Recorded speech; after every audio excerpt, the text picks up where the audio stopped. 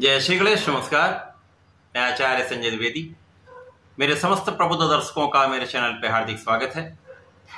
आज मैं सेनापति मंगल के राशि परिवर्तन प्रभाव को लेकर आपके सम्मुख उपस्थित हूं। 23 अप्रैल को मंगल अपनी राशि का परिवर्तन कर चुके हैं तथा वर्तमान समय में गुरुदेव बृहस्पति की मीन राशि में प्रवेश कर चुके हैं। अब यहाँ पर एक अनुकूल परिवर्तन है, चूंकि मंगल अब मित्र की राशि में प्रवेश कर चुके हैं। जब भी किसी ग्रह का एक अनुकूल परिवर्तन होता है, चाहे वो मित्र की राशि का हो, स्वराशि का हो अथवा उच्च राशि का हो, तो सर्वाधिक बली अवस्था होती है जहां पर उस ग्रह का प्रभाव बढ़ जाता है, क्षमता में वृद्धि हो जाती है तथा वो सकारात्मक परिणाम देने लगता है। अब यहां पर जब हम देखते हैं तो मंगल का परिवर्तन मीन राशि में हुआ है, वहां पर पहले से ही राहु का गोचर चल रहा है। अब इस सृष्टि में जो मंगल है वो अत्यंत प्रभावी ग्रह हैं, ऊर्जा का प्रवाह करते हैं, सेनापति हैं, पराक्रम साहस के कारक हैं, भाई के कारक हैं, ऊर्जा के कारक हैं, वाद विवाद के कारक भी मंगल है, क्रोध के कारक भी मंगल है। इसी प्रकार से राहु सर्वाधिक बली ग्रह है, सर्वाधिक नकारात्मक ग्रह है। जब इन दोनों ग्रहों का संयोजन बनता है, चाहे वो युति प्रभाव हो अथवा दृष्टि प्रभाव हो, तो एक बड़े दोष का निर्माण होता है जो समस्त राशि के जो जातकों को प्रभावित करता है। इसे अंगारक दोष कहते हैं। तो ये अंगारक दोष बनेगा, परंतु ये पूरे समय में अंगारक दोष का प्रभाव नहीं मिलेगा। जब राहु और मंगल आमने सामने होंगे, इनके अंशों का अंतर कम से कम होगा, तब इस प्रकार का प्रभाव मिलेगा।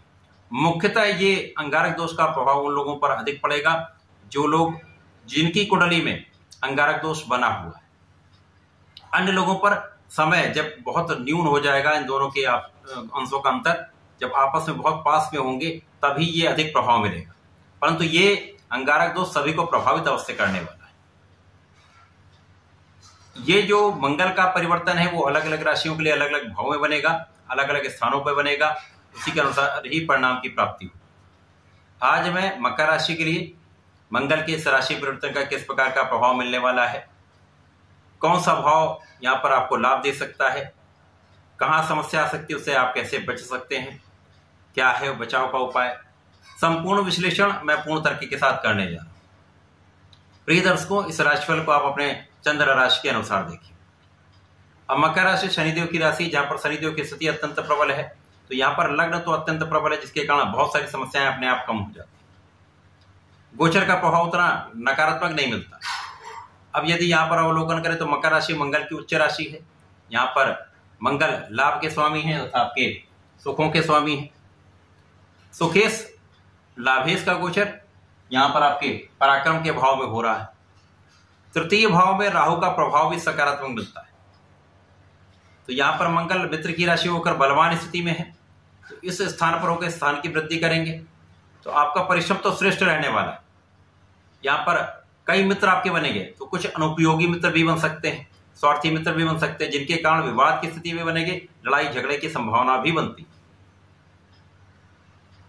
अब यहाँ पर निश्चित रूप से आपके भाग्य पर दृष्टि का प्रभाव आपके भाग्य को बढ़ाने वाला है।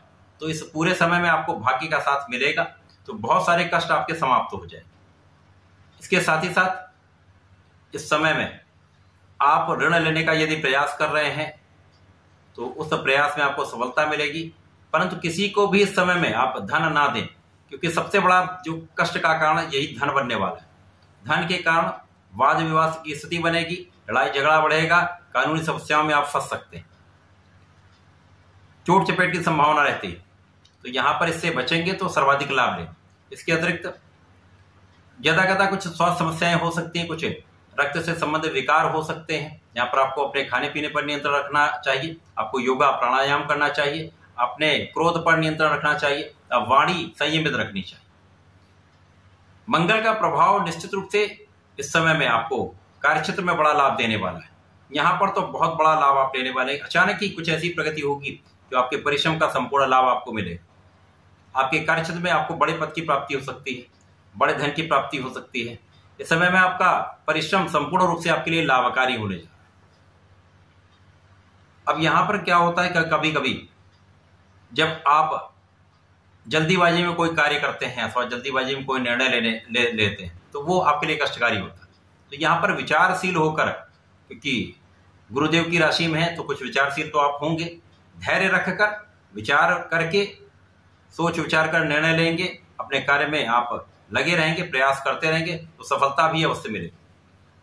जल्दीबाजी में या क्रोध में कोई कार्य नहीं करना। क्रोध में कोई कार्य करेंगे तो उससे विवाद बढ़ने की संभावना होती है, विवाद से समस्या आपके लिए हो सकती है।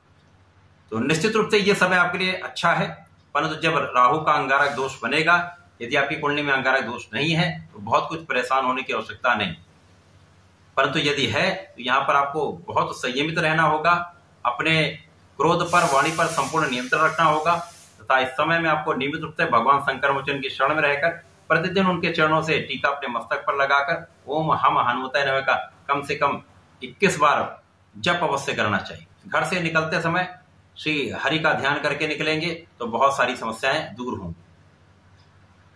तो इस समय में ऐसा करके पूरे समय का आप लाभ ले सकते हैं, बचाव कर सकते हैं। धन्यवाद।